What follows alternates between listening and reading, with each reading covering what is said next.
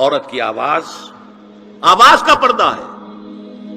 اب دیکھیے کس حد تک نماز میں اس وقت عورتیں بھی شریک ہوتی تھی، اگرچہ حضور نے فرمایا مردوں کی صف بہترین سب سے آگے والی ہے اور سب سے بری صف سب سے پیچھے ہے، کیونکہ اس کے پیچھے پھر عورتوں کی صف ہوتی تھی، اور عورتوں کے لیے سب سے اچھی صف سب سے پچھلی والی ہے اور سب سے بری سب سے آگے والی ہے. سب سے آگے والوں کے سامنے پھر مرد ہوتے تھے، ان کی پشت ہوتی تھی. تو اسی طریقے سے اگر غلطی کی ہے تو مرد جو ہے کہے گا سبحان اللہ. امام سے غلطی ہو گئی ہے، مرد کیا کہے گا؟ سبحان اللہ. عورت کیا کرے گی؟ اپنے ایک ہاتھ کے پشت پر اپنا ہاتھ مارے گی، اپنی آواز نہیں نکالنی. آواز کا پردہ، چھونے کا پردہ یہاں تک ہے کہ حضور نے کبھی کسی عورت سے ہاتھ نہیں ملایا، اور آپ جب بیعت بھی لیتے تھے تو بس زبانی الفاظ کہلوائے اور کہا ٹھیک ہے بیعت ہو گئی، یا ایک کپڑا پکڑا، اس کا ایک سرا اپنے ہاتھ میں دوسرا سرا اس خاتون کے ہاتھ میں، یا ایک تشت کے اندر پانی بھرا، اس میں ایک طرف اس نے انگلیاں ڈال لی اور ایک طرف حضور کی انگلیاں. لیکن مسافر لا اسافر النساء، ایک دفعہ ہوا بھی کہ بعض خواتین نے جب بیعت کی ہے تو پھر انہوں نے ہاتھ آگے بڑھایا مسافر کے لیے. حضور نے فرمایا انی لا اسافر النساء، میں عورتوں سے مسافرہ نہیں کرتا. اسلام میں پردے کتنے ہوئے؟ پہلا پردہ 4 دیواری، گھروں میں رہو، یہ پہلا پردہ ہے. جیسے ڈیفنس لائنز ہوتی ہے نا فوج کی، یہ فرسٹ ڈیفنس لائن، سیکنڈ ہے، تھرڈ ہے. پہلی کو عبور کر کے کوئی آ جائے تو سیکنڈ ہے، سیکنڈ سے گزرے تو نہیں. پہلا پردہ 4 دیواری، اس میں محرم آئے گا. اب دیکھیے اسی پر ہماری تہذیب استوار ہوئی، اسی پر ہمارا آرکیٹیکچر بنا. گھر ایسے بنے کہ مردانہ علیحدہ زنانہ علیحدہ. چھوٹا آدمی ہے تب بھی بیٹھک علیحدہ، بیٹھک باہر سے کھلے گی اور پھر ڈیوڑی سے ہو کر پھر گھر کے اندر جائیں گے. مرد آئیں گے تو یہاں بیٹھیں گے، اندر نہیں جائیں گے. اندر تو صرف وہی جائیں گے جو محرم ہے، ابدی محرم.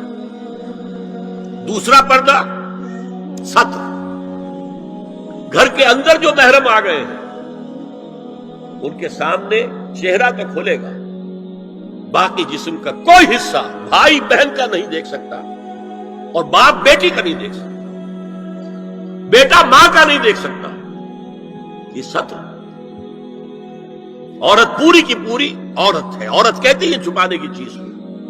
عورات النساء، عورتوں کی چھپی ہوئی چیزیں جن پر ظاہر نہیں ہوئی. لم یظہروا علی عورات النساء، ابھی تک ہم نے لفظ پڑھایا. ابھی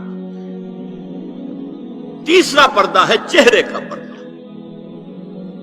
یہ ہے غیر محرموں سے، اور جب کہ گھر سے باہر نکلنا ہو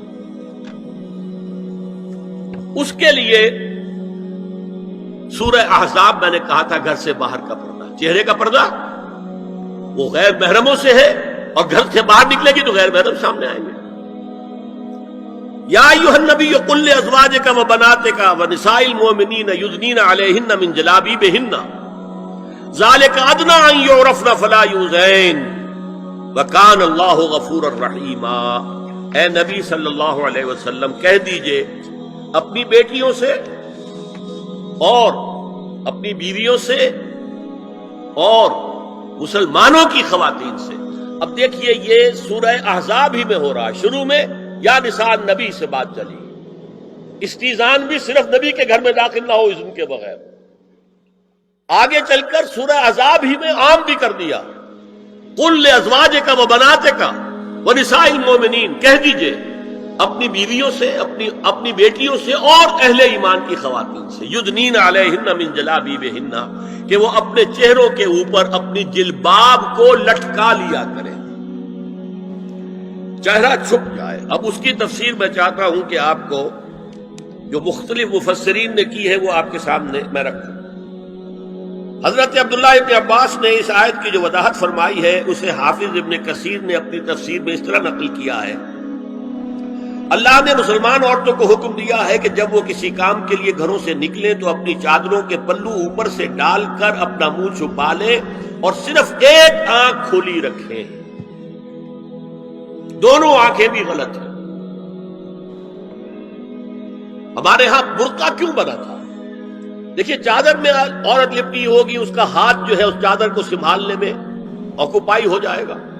برقع ضرورت کی ایجاد ہے جو ہوا ہے، اور اس کے آگے آپ کو معلوم ہے پچھلے برقعوں میں جالیاں لگی ہوتی تھی کہ نگاہوں سے بھی براہ راست سامنا نہ ہو، اور یہ میں نے اپنی آنکھوں سے دیکھا۔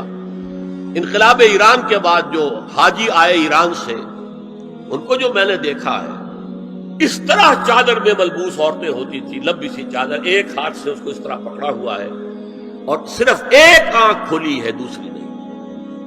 میں نے شروع میں کہا تھا ہمارے نزدیک اسلام دین ہے، صرف مذہب نہیں۔ اسلام قرآن اور سنت دونوں پر مبنی ہے، صرف قرآن پر نہیں۔ اسی میں ایک اضافہ کیجئے اس بات کا کہ حضور نے کئی حضرات سے یہ کہا، کہیں وہ رشتہ کر رہے تھے، کہ آپ نے ایک نظر دیکھ لیا ہے۔ اب اگر یہ ایک نظر دیکھنا اس کی اتنی اہمیت ہے تو اس کا کیا مطلب ہے؟ اگر تو صورتحال یہ ہوتی کہ ہر وقت چہرہ کھلا ہے، آ رہے جا رہے، تو ایک نظر دیکھنے کی کیا ضرورت ہے؟ وہ تو دیکھا دکھایا ہے۔ زمانہ آیا ہے بے حجابی کا، عام دیدار یار ہوگا۔ سکوت تھا پردہ دار جس کا، وہ راز اب آشکار ہوگا۔ تو ظاہر بات ہے وہاں پردہ ہو گیا تھا، تبھی تو تھا نا کہ ایک نظر دیکھ لو۔ آپ نے پوچھا ایک صحابی سے کہ رشتہ کہاں کیا؟ وہاں کیا ہے، تم نے ایک نظر دیکھ لیا ہے؟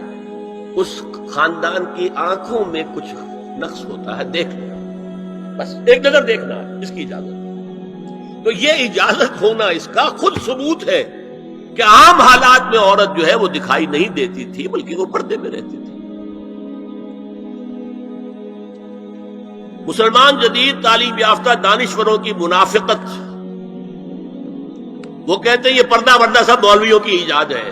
کبھی کہہ دیتے ہیں یہ تو ہندوستان میں راجپوتوں کا پردہ ہوتا تھا، تو مسلمانوں نے یہاں یہ پردہ ایجاد کر دیا۔ میں نے دیکھا ہے عرب کی بدو خواتین کو مکے سے مدینے جاتے ہوئے نظر آتی ہے۔